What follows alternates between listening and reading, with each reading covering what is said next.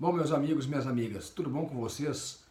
No vídeo de hoje eu vou falar sobre um dos melhores livros que eu já li na vida, em toda a minha vida. Chama-se Confissões do Santo Agostinho, do filósofo e do teólogo e santo também, Santo Agostinho.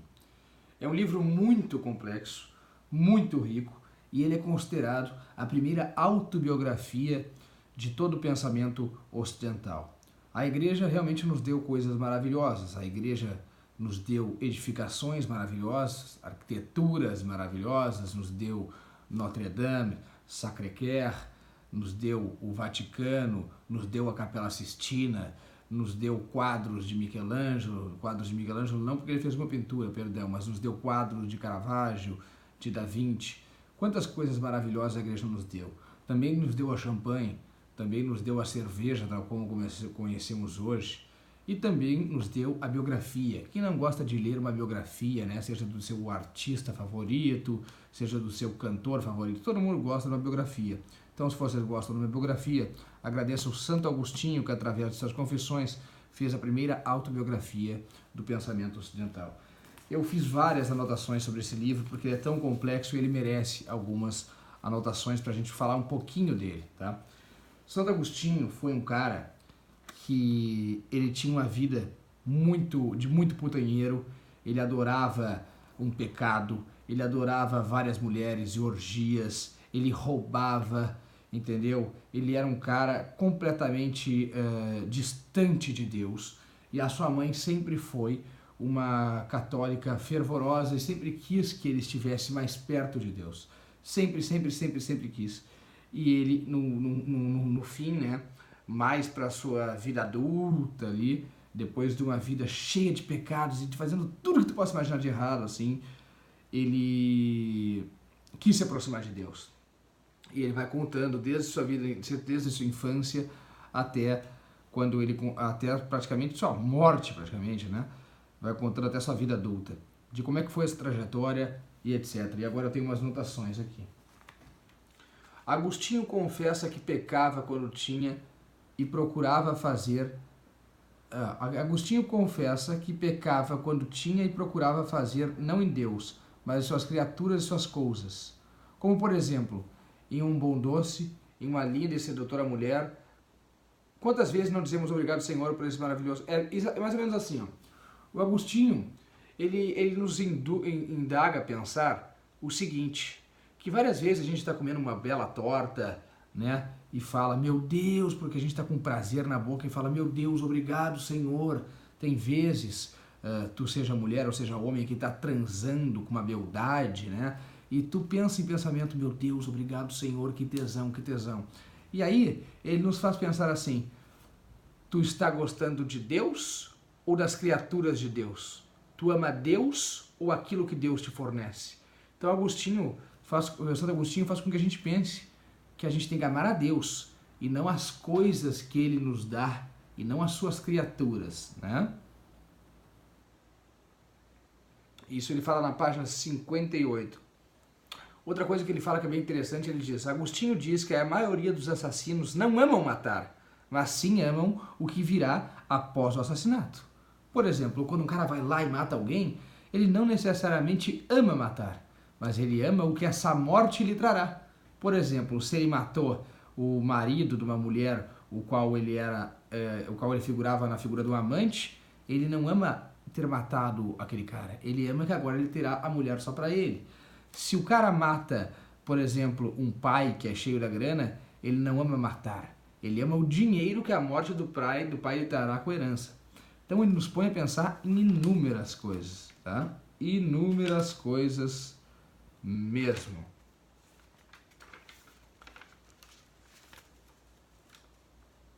Vamos ver aqui o que mais tem. Como eu anotei, esse vídeo vai ser longo, então peço paciência. Se tu não gostar, pode tirar, mas é que eu preciso demonstrar para vocês como esse Agostinho é genial.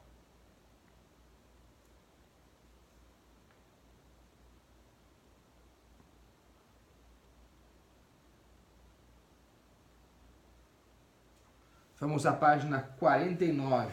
Aqui que tem uma coisa para mostrar para vocês na página 49. Vou ler uma coisa que o Agostinho escreveu para vocês. O que há de fato de mais infeliz do que o infeliz que não fica infeliz por si mesmo?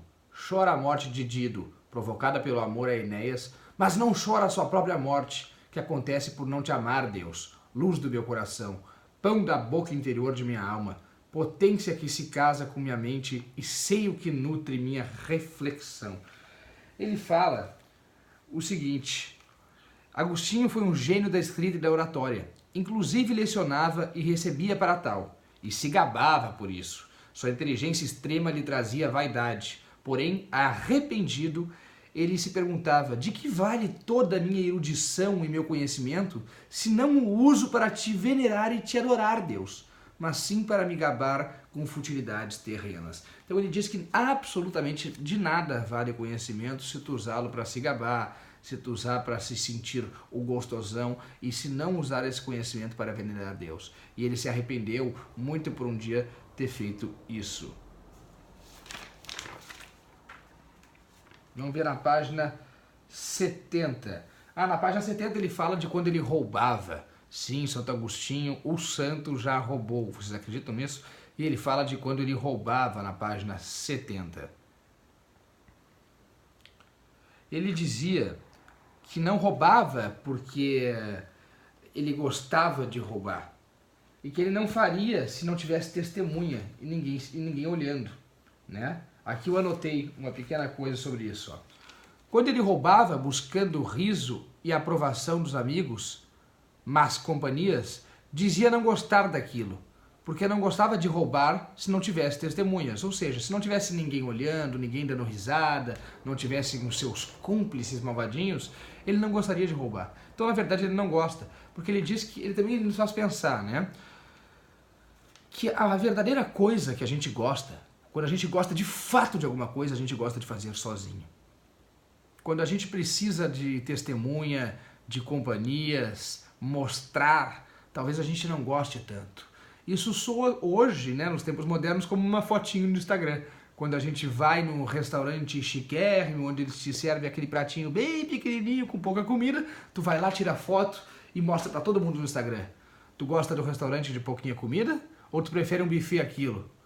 Na realidade, ou tu gosta desse restaurante de pouca comida somente para postar foto no Instagram e ganhar vários likes? Então tem esse negócio, né? Se tu realmente gosta de uma coisa, tu gosta sozinho e não com várias pessoas. Na página 73, ele faz uma reflexão sobre as dores. Vamos a ela. Página 73.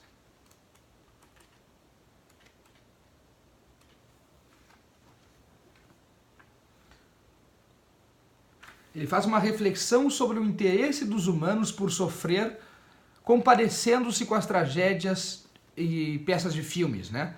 Ele falava: arrebatavam-me os espetáculos teatrais, cheios de imagens das minhas misérias e de combustíveis para as minhas chamas. O que faz com que o homem queira se afligir assistindo os fatos lutuosos e trágicos que não desejaria que acontecesse com ele mesmo? Então, por que quando a gente vai ver um filme, a gente quer ver aquelas coisas horrorosas e horríveis de pessoas sofrendo, que se acontecesse com a gente mesmo, a gente não queria de jeito nenhum?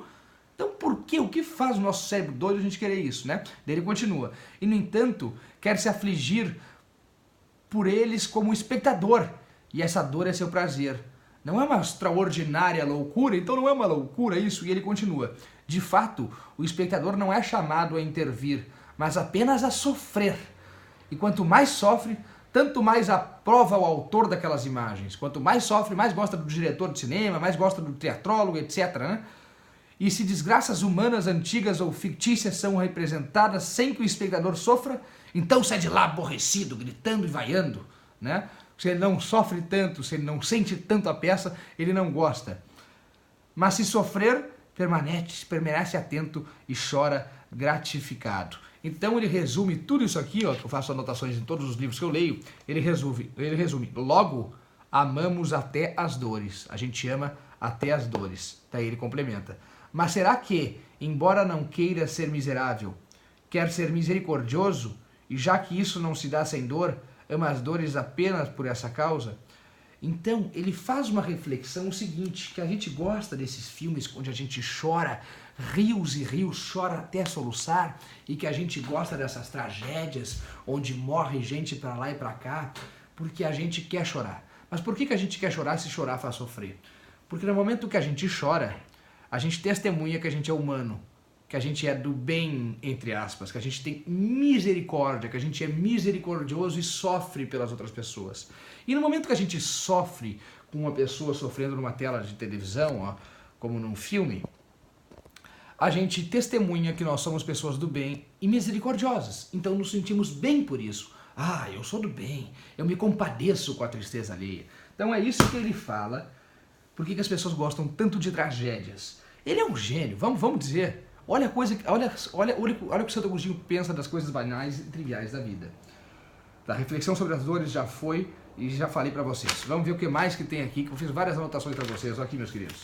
Várias anotações desse grande gênio. Eu falei, o vídeo vai ser longo, mas vai trazer coisas muito interessantes. Vamos à página 74 então, meus amigos.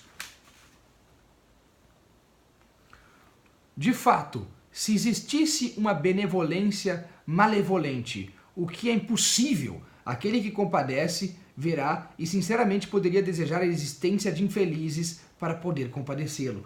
Isso é genial! Vamos pensar nas ONGs, né? Nas ONGs supostamente bonitinhas que querem fazer o bem à humanidade. Muitas pessoas vivem disso. Há pessoas também que vivem de salvar cachorrinhos, etc. E não digo que eles não gostam de salvar seres humanos e cachorrinhos. É claro que gostam. Mas aí Santo Agostinho nos mostra uma coisa muito louca.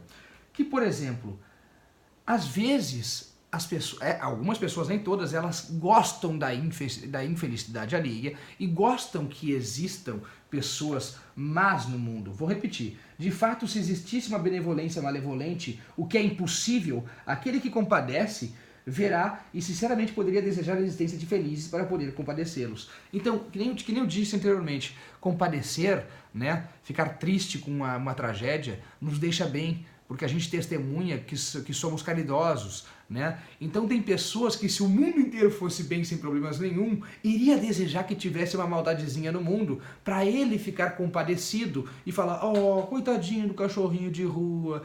Tem pessoas tão loucas que não queriam que todos os cachorros do mundo fossem salvos e tivessem bem. Tem pessoas do mundo que não queriam que o mundo não tivesse guerra nenhuma e problema nenhum. Sabe por quê? Porque aí eles não iam ter ninguém para se compadecer, então eles não se sentiriam bonzinhos. Ah, eu sou bonzinho, afinal eu tenho pena do cachorrinho na rua. Então tem gente que não queria o bem, queria o mal justamente para se sentir bem.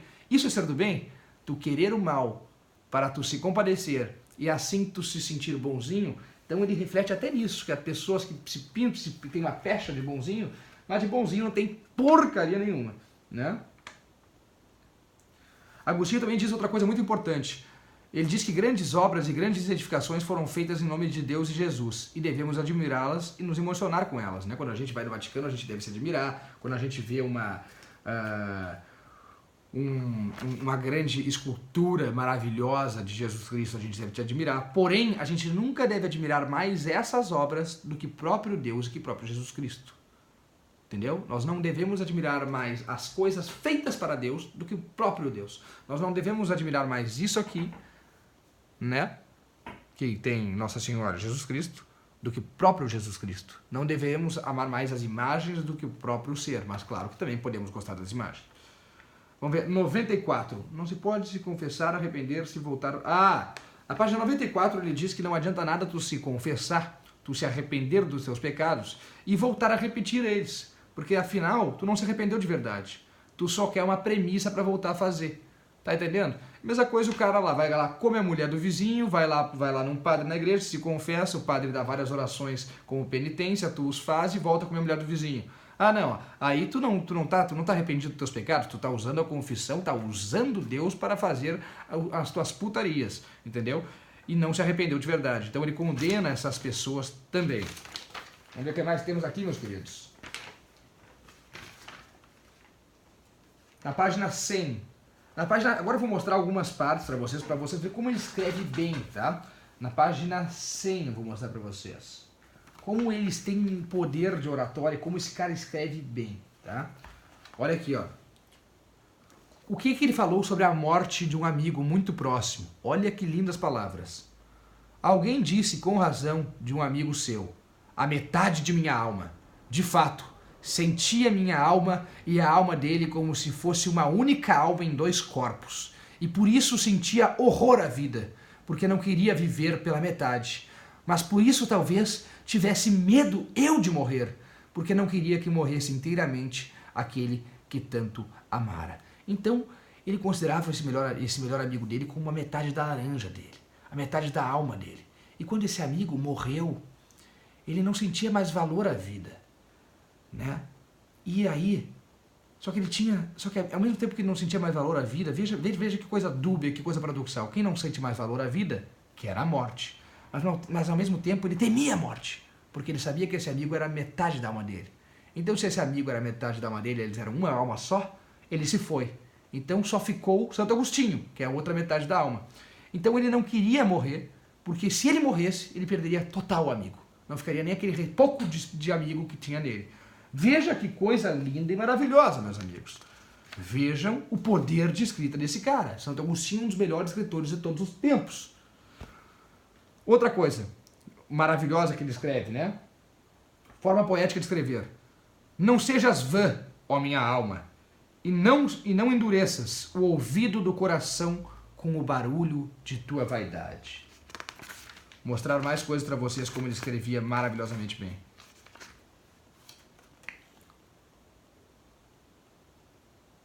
E essa é uma bela declaração que ele fez a Deus, tá? Ó Senhor nosso Deus, esperamos a sombra de tuas asas. Proteja-nos e carrega-nos. Tu nos carregarás, desde criança até os cabelos brancos, tu nos carregarás. 119 tem outra, serve a criatura no curvar do Criador. Vamos ver 119, o que eu tenho para vocês. Dizem muitas coisas verdadeiras sobre as criaturas, mas não procuram piamente a verdade, autora das criaturas. Né? Serve a criatura no lugar do Criador. Então aqui ele volta a falar sobre aquilo, né? Das pessoas que dizem muitas coisas verdadeiras sobre as criaturas, sobre homens, né? Mas não procuram piamente a verdade, que é a autora das criaturas. Por exemplo, às vezes tu gosta de um filósofo aí, nossa, amo o que ele falou, ele é a verdade, tu tem um fanatismo sobre ele, uma adoração, tu adora um artista, tem uma adoração sobre o artista, então tu tá amando a criatura e tá amando as coisas legais que ele diz. Mas aí é que tu tá se perdendo, porque tu tem que amar, segundo Santo Agostinho, a verdade, que é a autora das criaturas. E quem se não é a autora de todas as criaturas, senão Deus? Não existiria todas as pessoas que tu gosta, todos os filósofos que tu gosta, todos os atores que tu gosta, senão por Deus. Então, tem que servir, não devem servir a criatura no lugar do Criador, deve servir o Criador no lugar da criatura. Na página 120, olha o que ele diz. Assim como, de fato, quem sabe que possui uma árvore e te rende graças pela utilidade dela, embora não saiba os côvados de sua altura ou quanto ela se alastra, é melhor do que aquele que a mede, conta todos os seus galhos, mas não a possui, nem conhece e ama o Criador dela. Então ele fala que mais vale um mendigão ali que não tem conhecimento suficiente, fica debaixo da árvore, admira a árvore que é um presente de Deus, do que aquele cientista que sabe absolutamente tudo da árvore, quantos galhos ela tem, de que são feitas exatamente as folhas, mas não agradece essa árvore que dá sombra divina, né? Vamos a mais coisas aqui.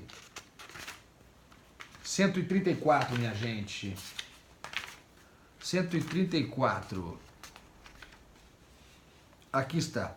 Agora também odeio pessoas assim, más e pervertidas, mas amo-as para corrigi-las, para que prefiram ao dinheiro a instrução que adquirem e ainda te prefiram a esta, Deus, verdade e abundância do bem seguro e castíssima paz. Então ele fala o seguinte, você sabe, cara, todo mundo tem gente que odeia, né? Eu, tu, todos nós temos pessoas que a gente odeia de morte. Pá, que cara chato, eu não acredito que aquele cara vem pro jantar, eu não quero saber desse cara. Mas Santo Agostinho diz que a gente tem que amar essas pessoas até que a gente odeia. Aquelas pessoas que a gente não admira, aquelas pessoas que só pensam em dinheiro, que são mesquinhas, sabe? Que tudo para elas, elas querem saber o valor, que tudo que elas querem saber quanto vale e não valor, sabe? Agostinho diz que a gente tem que amar essas pessoas e não odiar. Porque essas pessoas, embora elas estejam completamente desvirtuadas daquela vida que deve ser vivida, nós temos uma oportunidade nessas pessoas, porque nós podemos convertê-la para serem pessoas melhores. Então nós temos que amá-las para poder mostrar a luz para elas, para poder mostrar como é que é bom elas viverem a vida, entendeu? Então até isso Santo Agostinho fala em Confissões. Vamos à página a página 148 é maravilhoso. Santo Agostinho se compara com um mendigo e eu vou ler para vocês.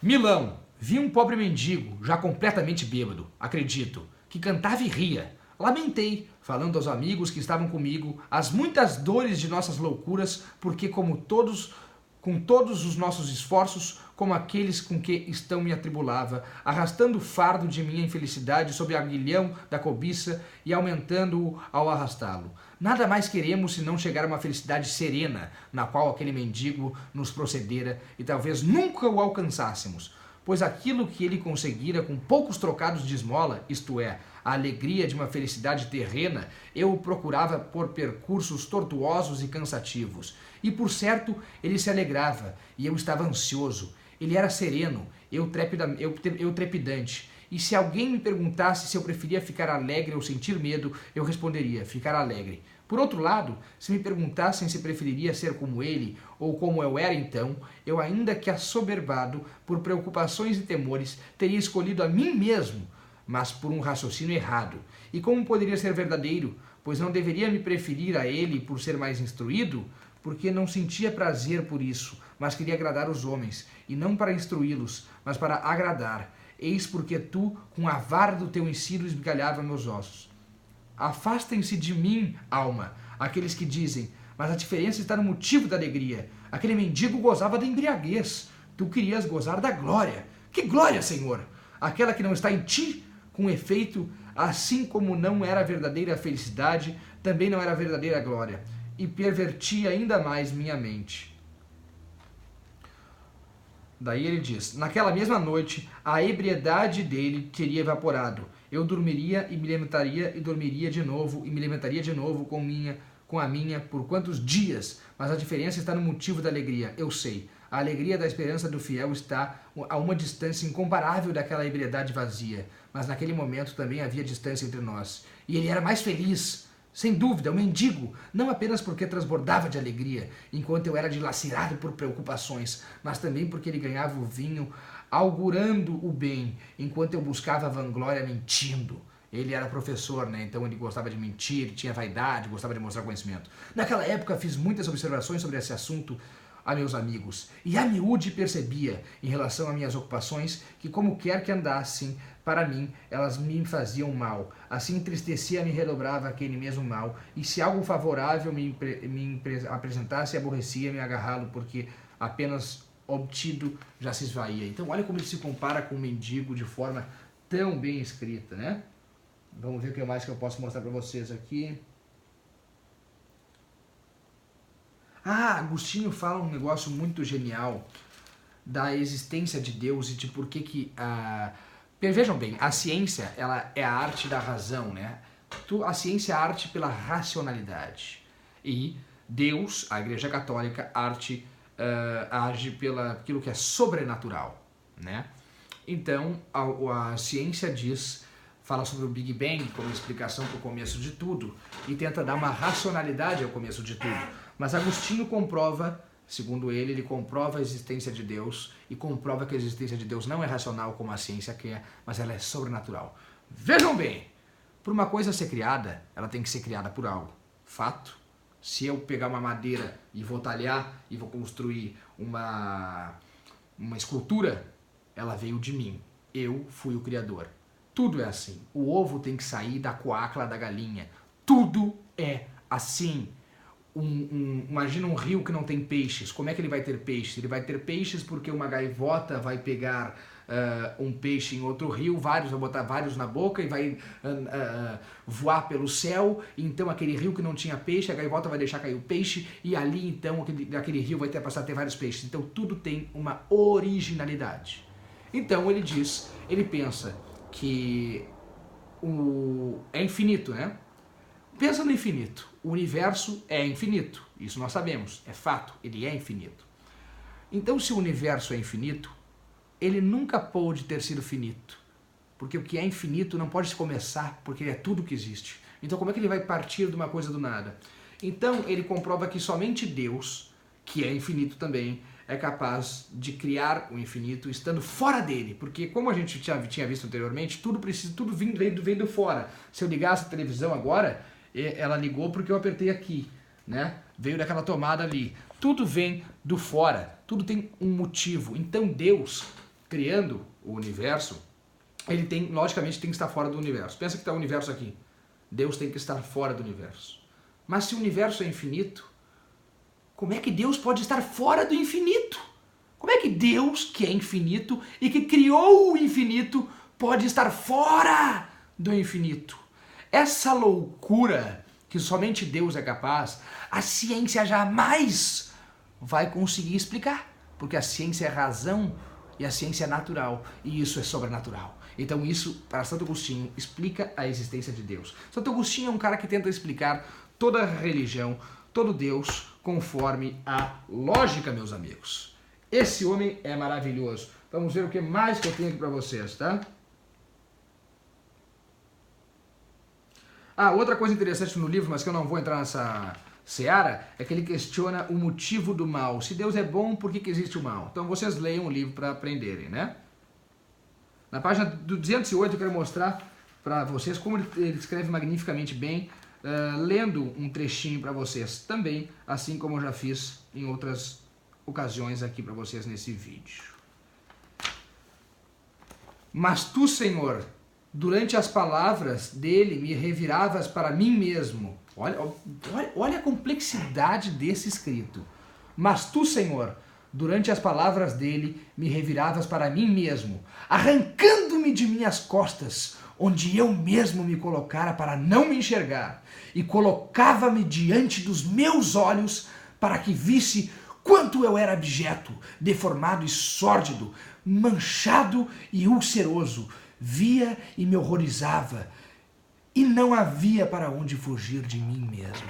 Então Santo Agostinho diz que ele se colocava por detrás das suas próprias costas para não se ver, para não ver o quão ele era podre, porque renegava a Deus e era cheio de pecado. Mas Deus, né, o que ele fez? Deus arrancou ele mesmo de suas próprias costas, onde ele mesmo tinha se colocado para não se enxergar, e se colocava diante dele mesmo, tipo, te olha, Santo Agostinho, como se colocasse um espelho na cara dele, te olha, Santo Agostinho, vê como tu é podre para tu mudar, se envergonha de ti mesmo. E só que olha o jeito maravilhoso que ele escreve isso, né, meus amigos?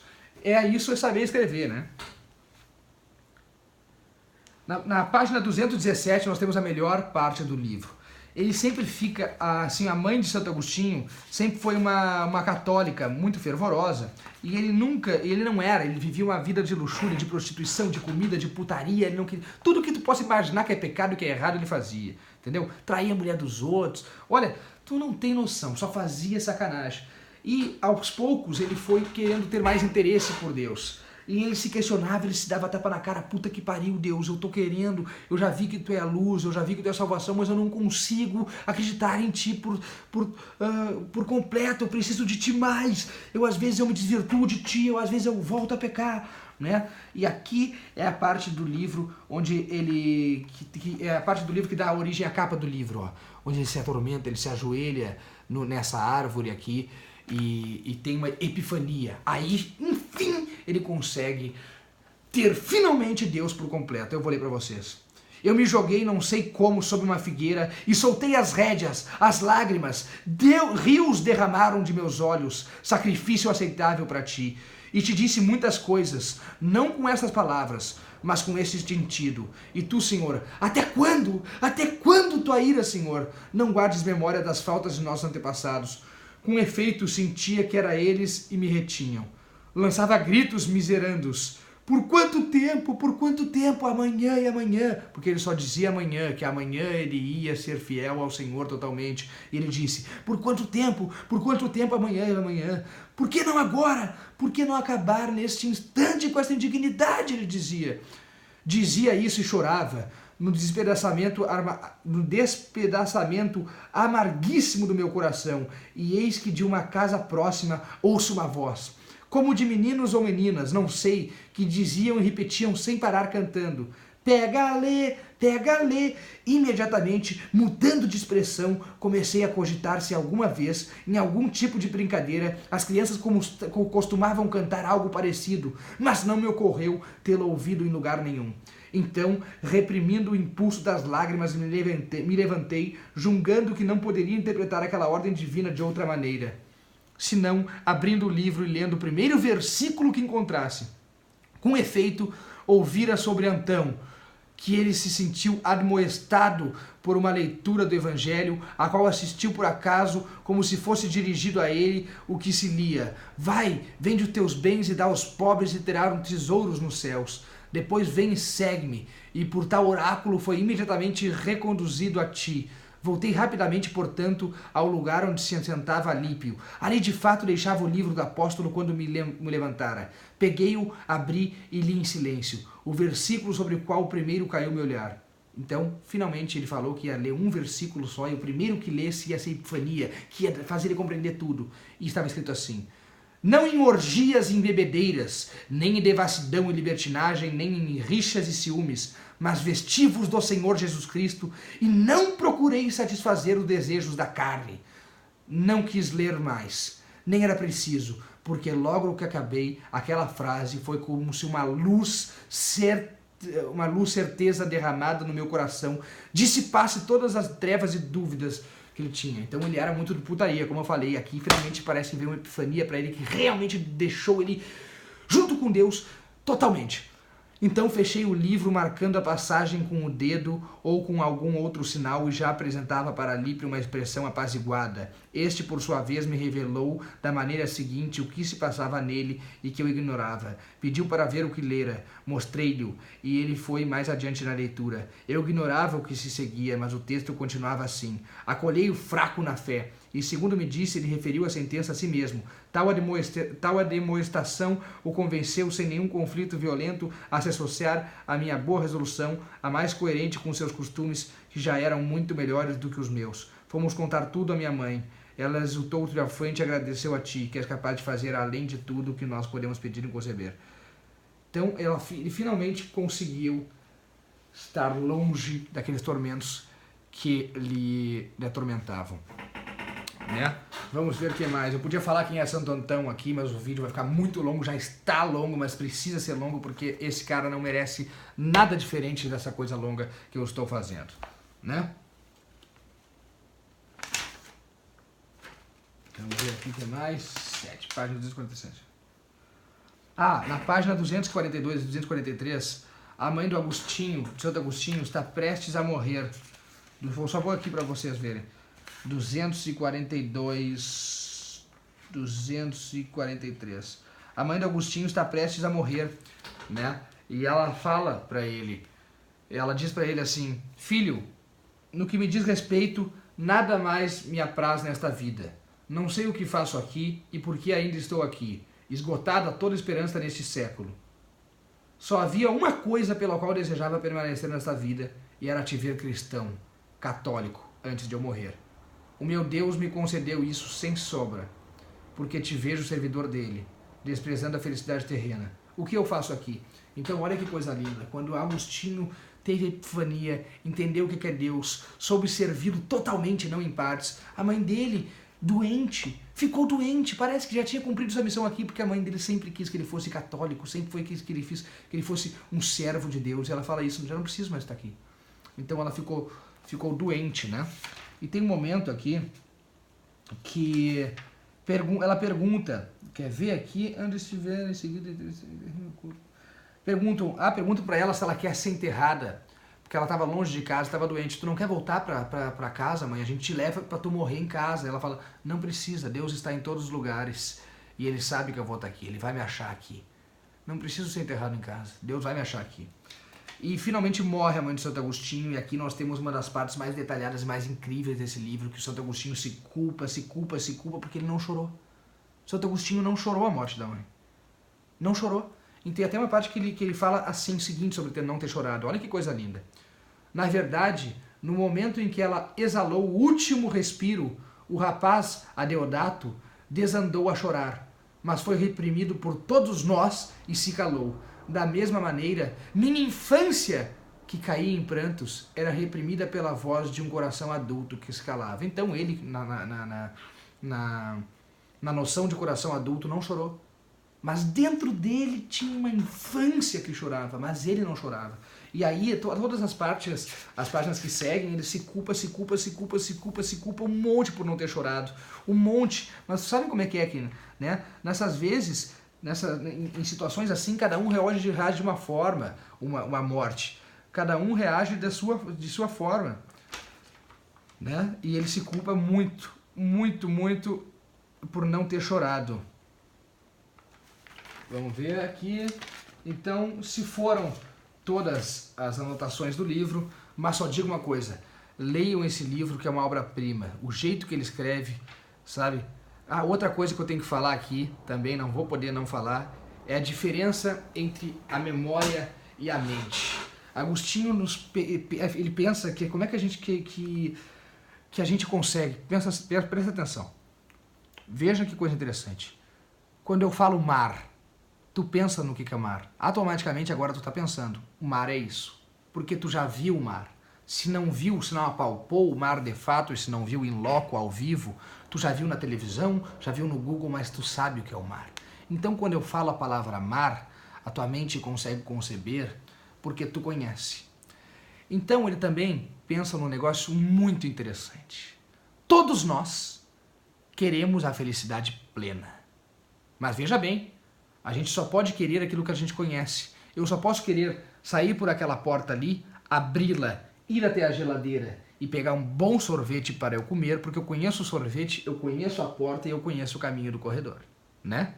Então, ele percebe que todas as pessoas de todas as cores, de todos os credos, de todas as partes do mundo querem a mesma coisa. A felicidade plena, sem preocupações. Só que a gente não tem, nenhum ser humano nessa vida terrena tem a felicidade plena sem preocupações. Uma hora a gente vai ter uma preocupação, uma hora a gente vai ter uma infelicidade. Então, se a gente não conhece a felicidade plena, sem preocupações, como é que a gente quer? Como é que a gente deseja? Aí é que tá. A gente conhece, porque a gente já foi plenamente feliz, segundo Santo Agostinho.